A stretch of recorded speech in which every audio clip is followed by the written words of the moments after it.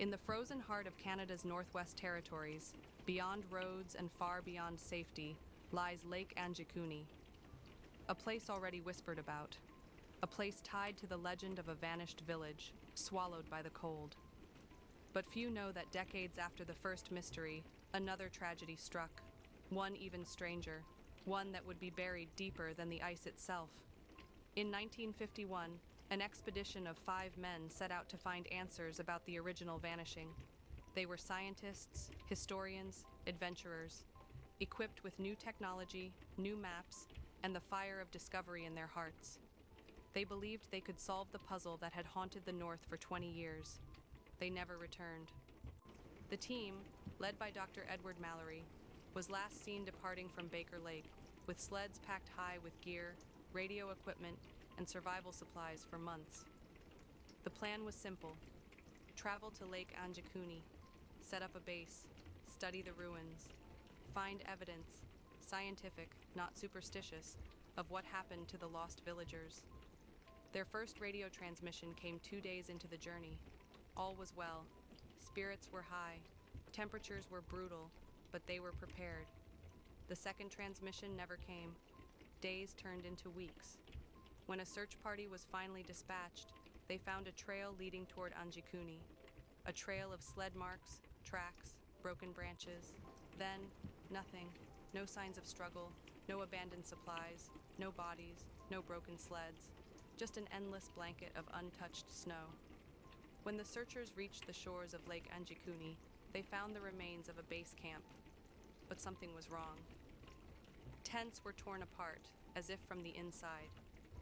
Equipment was smashed beyond recognition. Personal journals, half-burned, contained frantic entries about strange lights and whispering voices from across the ice. One sentence was scrawled over and over in a frozen notebook: "They are watching." Beyond the camp, the ice was shattered in unnatural patterns, massive circular holes, black and gaping. It was as if something had erupted from beneath. The official report cited severe weather and disorientation as the cause of the team's demise. But the local Inuit guides told a different story.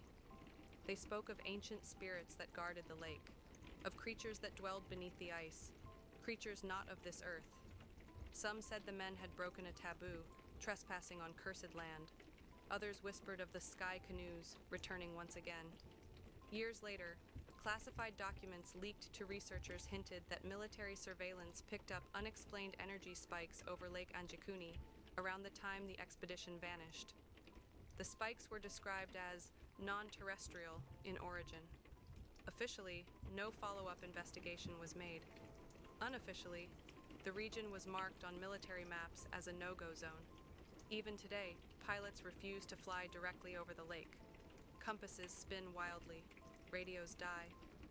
Sometimes, when the weather is clear and the moon is full, hikers claim to see faint figures moving across the frozen water, silent, shimmering, there one moment and gone the next.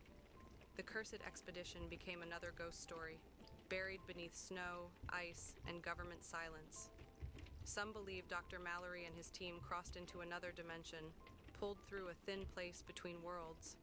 Others think they woke something sleeping beneath the lake. And some believe they're still there, not dead, not alive, but caught, trapped between realities, forever wandering the frozen shores of Anjikuni.